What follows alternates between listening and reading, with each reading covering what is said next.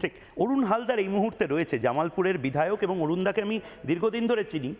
অরুণদা schedule caste commission ভারতবর্ষের তার অন্যতম মুখ ছিলেন।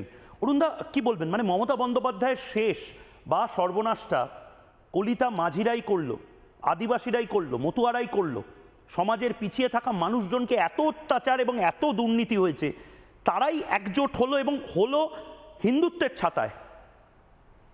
অরুণদা দেখুন, এই মমতা বন্দ্যোপাধ্যায়ের যেভাবে তফসিলি সম্প্রদায়ের মানুষদের নিয়ে বারবার চিটিংবাজি করেছে, আমি আমাদের ভারতীয় জনতা পার্টিতে প্রদেশ অধ্যক্ষের দায়িত্বে 2বার ছিলাম, 3বার আমি প্রায় 10 বছর ধরে এই সংগঠনের সাথে যুক্ত ছিলাম। সেই সময় থেকে আমি বারবার আন্দোলন করেছি আমাদের রাজ্য নেতৃত্ব, কেন্দ্রীয় নেতৃত্বের সঙ্গে, কিন্তু প্রত্যেকবারই ওনার যে এই সম্প্রদায়ের মানুষদের প্রতি অবজ্ঞা এবং তাদের সাথে প্রতারণা করার, তাদের মন্ত্রিসভার মানুষদের প্রতি মিডিয়াতেও আমরা দেখেছি, প্রতিবাদ করেছি, আন্দোলন করেছি, তার প্রতিফলন এবং তার যে ক্ষোভটা কিন্তু মানুষের মধ্যে ধিকি ধিকি করে জ্বলেছিল। স্কোপটা এর 2021-এও পেয়েছিল এবং 2019-এও পেয়েছিল। আপনারা জানেন 19-এও যে আমাদের লোকসভার রেজাল্ট যেটা হয়েছিল, ভালো রেজাল্ট হয়েছিল এবং সেখানে পশ্চিমবাংলার এই সম্প্রদায়ের মানুষ দুহাত তুলে আশীর্বাদ করেছিলেন।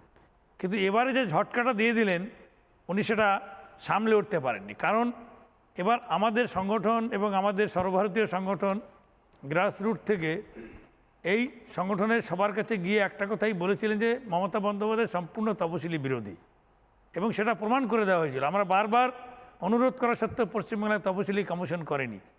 এই কমিশনের যে স্টেট কমিশনের মধ্য দিয়ে যে এই সম্প্রদায়ের মানুষরা ইজিলি একটা জুডিশিয়াল প্রসেসে যেতে পারে, যে আইন আছে ভারতবর্ষের, সেখানে যাওয়ার যে স্কোপগুলো এখানকার মানুষ পেত। ভারতবর্ষ দ্বিতীয় বৃহত্তম তপশিলি অধ্যুষিত রাজ্য, সেই রাজ্যে এই স্কোপটা কোনোদিনও উনি দেননি, অথচ 15 বছর ক্ষমতায় থেকে গেলেন।